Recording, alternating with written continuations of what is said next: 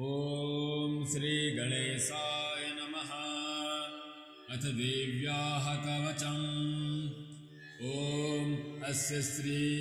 चण्डीकवचस्य ब्रह्मा ऋषिः अनुष्टुप् छन्दः चामुण्डा देवता अङ्गन्या सूक्तमातरो बीजम् दिग्बन्धदेवतास्तत्त्वम् श्रीजगदम्बा प्रीत्यर्थे सप्तशती पाठाङ्गत्वेन पाठे विनियोगः। ॐ नमश्चण्डिकायै। मार्कण्डेय उवाच ॐ यद्गुह्यं परमं लोके सर्वरक्षाकरं नृणां यन्न कस्यचिदाख्यातं तन्मे ब्रूहि पितामह। ब्रह्मोवाच अस्ति गुह्यतमं विप्र सर्वभूतोपकारकं देव्यास्तु कवचं पुण्यं तच्छृणुष्व महामुने। प्रथमं शैलपुत्री च द्वितीयं ब्रह्मचारिणी तृतीयं चन्द्रघण्टेति कूष्माण्डेति चतुर्थकम् पञ्चमं स्कन्दमातेति षष्ठं कात्यायनीति च सप्तमं कालरात्रीति महागौरीति चाष्टमम् नवमं सिद्धिदात्री च नवदुर्गाः प्रकीर्तिताः।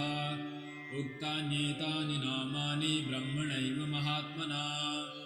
अग्निना दह्यमानस्तु शत्रुमध्ये गतोरणे विषमे दुर्गमे चैव भयार्तः शरणं गताः न तेषां जायते किञ्चिदशुभं रणसङ्कटे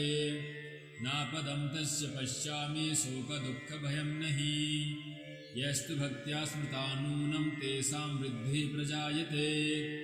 ये त्वां स्मरन्ति देवेशि रक्षसे तान् न संशयः। प्रेतसंस्था तु चामुण्डा वाराही महिषासना ऐन्द्रीगजसमारूढा वैष्णवी गरुडासना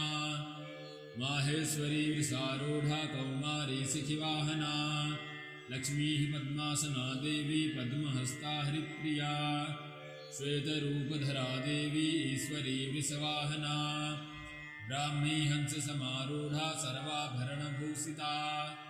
इत्येता मातरः सर्वाः सर्वयोगसमन्विताः नानाभरणसौभाग्या नानारत्नोपशोभिताः दृश्यन्ते रथमारूढा देव्यः क्रोधसमाकुलाः शङ्खं चक्रं गदां शक्तिं हलं च मुसलायुधं खेटकं तोमरं चैव परशुं पाशमेव च कुन्तायुधं त्रिशूलं च सारङ्गमायुधमुत्तमम् दैत्यानां देहनाशाय भक्तानामभयाय च धारयन्त्यायुधान्नित्थं देवानां च हिताय वै नमस्तेऽस्तु महारौद्रे महाघोरपराक्रमे महाबले महोत्साहे महाभयविनाशिनी त्राहि मां देवि दुष्प्रेक्षे शत्रूणां भयवर्धिनी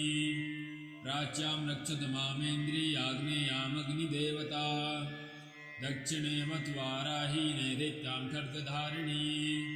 प्रतीच्यां वारुणी रक्षेद्वायव्यां मृगवाहिनी उदीच्यां पातु कौमारी ऐत्स्यान्यां शूलधारिणी ऊर्ध्वं ब्रह्माणि मे रक्षे दधस्ताद्वैष्णवी तथा एवं दशदिशो रक्षे चामुण्डा शववाहना जया मे चाग्रतः पातु विजया पातु पृष्ठतः अजिता वामपार्श्वे तु दक्षिणे चापराजिता शिखामुद्योतिनी रक्षे धुमामूर्ध्निव्यस्थिता मालाधरी ललाटे च भ्रौ रक्षे यशस्विनी त्रिनेत्रा च भूर्मध्ये यमघण्टा च नासिके शङ्खिनी चक्षुषोर्मध्ये श्रोत्रोर्द्वारवासिनी कपोलोकालिका रक्षेत् कर्णमूले तु शाङ्करी नासिकायां सुगन्धा च उत्तरोष्टे च चर्चिका अधरे चामृतकला जिह्वायां च सरस्वती दन्तान् रक्षतु कौमारी कण्ठदेशे तु चण्डिका घण्टिकां चित्रघण्टा च महामाया च तालुके कामाक्षी चिबुकं रक्षेद्वाचं मे सर्वमङ्गला ग्रीवायां भद्रकाली च पृष्ठवंशे धनुर्धरी नीलग्रीवा वही कण्ठे नलिकां नलकूबरी स्कन्धयो खड्गिनी रक्षेद्बाहु मे वज्रधारिणी हस्तयोर्दण्डिनी रक्षेदम्बिका चाङ्गुलीषु च नखांशूलेश्वरी रक्षेत् कुक्षौ रक्षेत् कुलेश्वरी स्तनौ रक्षेन्महादेवी मनः शोकविनाशिनी हृदये ललिता देवी उदरे शूलधारिणी नाभौ च कामिनी रक्षेत् गुह्यं गुह्येश्वरी तथा पूतना कामिका मेढ्रं दुदे महिषवाहिनी कट्यां भगवती रक्षे जानुनी विन्ध्यवासिनी जङ्घे महाबला रक्षे सर्वकामप्रदायिनी गुल्फयोर्नारसिंही च पादपृष्ठे तु तैजसी पादाङ्गुलिषु श्रीरक्षेत् पादाधस्थलवासिनी नखान्द्रष्टाकराली च कैसाश्चैवोर्ध्वकेशिनी रोमकूपेषु कौबेरी त्वचं वागीश्वरी तथा रक्तमज्जावसामान्या सांस्ति वेदांसि पार्वती अन्त्राणि कालरात्रिश्च पित्तं च मुकुटेश्वरी पद्मावती पद्मकोशे कफे चूर्णामणिस्तथा ज्वालामुखी नखज्वालामभेद्या सर्वसन्धिषु शुक्रं ब्रह्माणि मे रक्षेत् छायां छत्रेश्वरी तथा अहङ्कारं मनोबुद्धिं रक्षेन्मे धर्मधारिणी प्राणापानौ तथा व्यानम् उदानं च समानकम् वज्रहस्ता च मे रक्षेत् प्राणं कल्याणशोभना रसे रूपे च गन्धे च शब्दे स्पर्शे च योगिनी सत्त्वं रजस्तमश्चैव रक्षेन्नारायणी सदा आयु रक्षतु वाराहे धर्मं रक्षतु वैष्णवी यशः कीर्तिं च लक्ष्मीं च धनं विद्यां च चक्रिणी गोत्रमिन्द्राणि मे रक्षेत् पशून् मे रक्ष चण्डिके पुत्रान् रक्षेन्महालक्ष्मीन् भार्यां रक्षतु भैरवी पन्थानं सुकथा रक्षेन्मार्गं क्षेमकरी तथा राजद्वारे महालक्ष्मीर्विजया सर्वतः स्थिता रक्षाहीनं ततस्थानं वर्जितं कवचेन तु तत्सर्वं रक्ष मे देवी जयन्ती पापनाशिनी पद्मेकं न गच्छेतु यदिच्छेषुवमात्मनः कवचेनावृतो नित्यं यत्र यत्रैव गच्छति तत्र तत्रार्थलाभश्च विजयः सार्वकामिकः यं यं चिन्तयते कामं तं तं प्राप्नोति निश्चितम्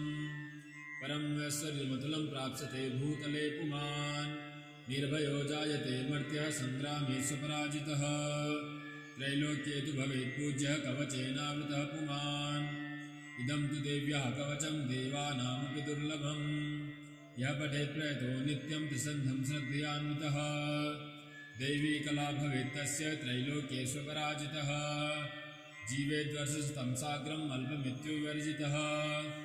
नश्यन्ति व्याधयः सर्वे लूता विस्फोटकादयः स्थावरं जङ्गमं चैव कृत्रिमं चापि यद्विषम् अभिचाराणि सर्वाणि मन्त्रयन्त्राणि भूतले भूचराः खेचराश्चैव जलजाश्चोपदेशिकाः सहजाकुलजामाला डाकिनी शाकिनी तथा अन्तरिक्षचराघोरा डाकिन्यश्च महाबलाः ग्रहभूतपिशाचाश्च यक्षगन्धर्वराक्षसाः ब्रह्मराक्षसवेतालाः कूष्माण्डाभैरवादयः नश्यन्ति दर्शनात् तस्य कवचे हृदि संस्थिते मानोन्नतिर्भवेत्राज्ञस्तेजो वृद्धिकरं परम्